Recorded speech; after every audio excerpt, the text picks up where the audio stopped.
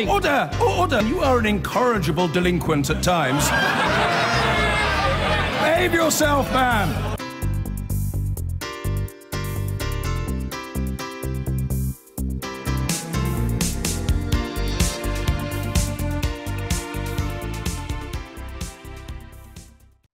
Pakistan's Prime Minister Nawaz Sharif has resigned after the Supreme Court disqualified him from office because of corruption allegations. Opposition supporters danced in the streets as the court also ordered criminal charges against Sharif and his family, who've all denied any wrongdoing. Mr. Sharif is the latest victim claimed by the Panama Papers, millions of documents leaked from a Panamanian law firm which implicated leading figures around the world. Our Asia correspondent Jonathan Miller has this. 3,000 armed police and paramilitary rangers ringed Pakistan's Supreme Court as in courtroom number 1, a 5-judge panel met to decide the fate of Prime Minister Nawaz Sharif, accused of accumulating wealth disproportionate to his income. Elected 3 times to the highest office, but yet to complete a 5-year term, Sharif has been toppled in a coup, jailed, exiled, and once before ousted for corruption. Would history be repeated? Opposition glee signalled what was a unanimous guilty verdict. The Prime Minister, deemed untruthful and dishonest, ordered to stand down and barred from holding office, as judges ordered a criminal investigation which could put him in jail. The team of Prime Minister has committed heinous crime by way of fraud and forgery with the documents. The documents relate to posh flats in this block on Park Lane in London. Leaked from a legal firm in Panama, the Panama Papers revealed that 2 of Sharif's sons and his daughter concealed family ownership of these through a string of offshore companies. The family denied wrongdoing, but some documents submitted to prove legality were shown to be fake. One, dated 2006, was written in Calibri font, which wasn't released by Microsoft until the following year. The scandal? #Fontgate. Nawaz Sharif was questioned in person by civilian and military investigators just last month. When he emerged, he said there was no stain of corruption on either him or his family. No embezzlement, no misappropriation of government funds. But the protests had been unrelenting, the charge led by opposition leader Imran Khan, who cast this as a battle for the accountability of a corrupt elite. Tonight, a triumphant Imran Khan hailed the dawn of a new era. Pakistan has won, he said. There had been one law for the poor, another for the rich and powerful. We wanted him held to account. Nawaz Sharif has been a dominant force in Pakistani politics for nigh on 3 decades. He battled with the powerful military over its failure to rein in Islamists, and his overtures to India irritated them. Tonight, he's gone, amid calls for the UK authorities to seize the properties in question. Sharif must now nominate an interim successor to lead the country until elections in 10 months' time. He'll likely remain a potent force, now though, from behind the scenes.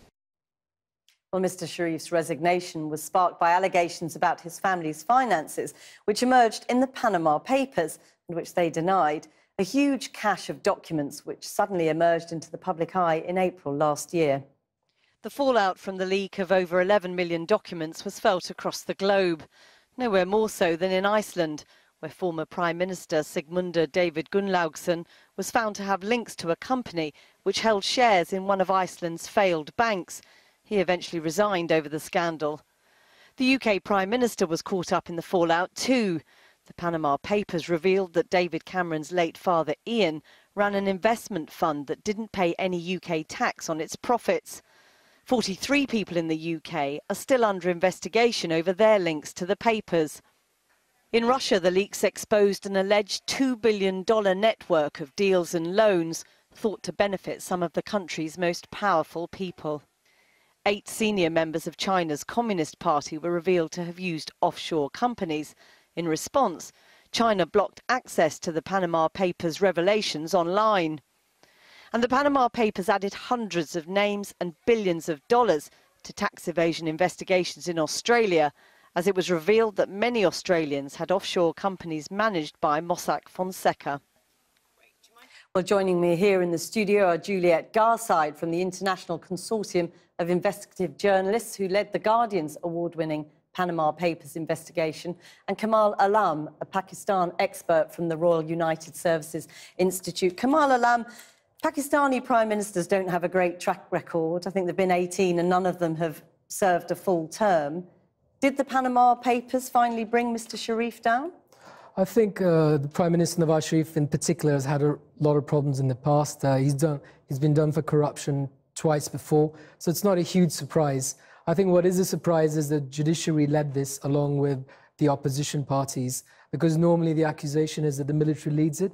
However, this time the leaders of the charges against them were the political opposition and the judiciary. But do you think the Panama Papers, the information they provided, helped?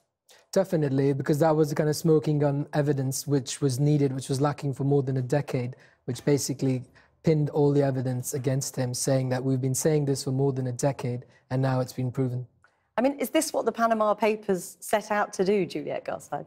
Well, when we first looked at it, we could see that there were a lot of world leaders in the data, and they have caused trouble for figureheads, national figureheads around the world.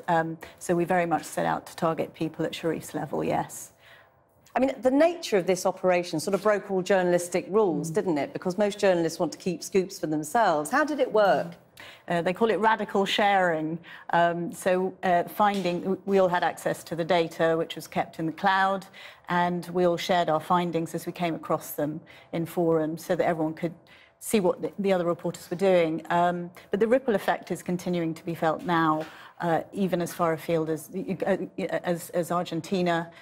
You've got people implicated in the Petrobras scandal, and it's changed the way of working of the tax authorities as well. So they're copying our modus operandi, and they're doing radical sharing. They're doing joint raids on. We had Credit Suisse a few weeks ago with joint raids in Australia, the UK, France and Holland. They're starting to work together in a similar way. Was there ever an issue about the motivation of the source? Because generally journalists like to know who their source is and whether they've got an axe to grind, shall we say. Was that an issue? What we needed to know was the data was genuine, and that was very quickly established. There were accusations that we were perhaps being exploited by the CIA to bring Putin down, but in fact, there was evidence from all over the world of wrongdoing in the USA as well as in Russia. I mean, Kamala, do you think that there are other politicians within Pakistan who might have things to fear in similar ways from this sort of I think the Pakistani political system is one of the most corrupt in the world, and you would say 98% of the politicians would be up against it, and there are loads who are fearing for this. And also, I think it also puts into question the whole political system, the feudal classes that have ruled the country since the British left. All of them have been involved. Most of their money is stashed abroad. So I think there are a lot of people looking at each other, and also the time of family politics and political dynasties could be over, or at least could be severely questioned, because it's not just Nawaz Sharif, his brother, his daughter, his nephews, his sons, they've all been implicated in this. I mean, obviously, the family have all denied these allegations, but as you say, the issue of corruption is one that Pakistan is very familiar with. What do you think it means that it's taken journalists, in effect, to do what the authorities in Pakistan couldn't do, or didn't seem able to do over the last decades? I think, yes, because this was led perhaps from the outside and there was an international element to it, and we also had the Qataris involved, where the Qatari royal family became involved to bail him out. It sets a new precedent, because, as I said previously, there were allegations that the system was manipulated. However, this time, he's been caught out without any real push from anyone from the inside. Very briefly, Juliet, I mean, is this the end of the Panama Papers? There's more to come, and there's more to come from offshore. To both of you, thank you very much for joining us. Thanks.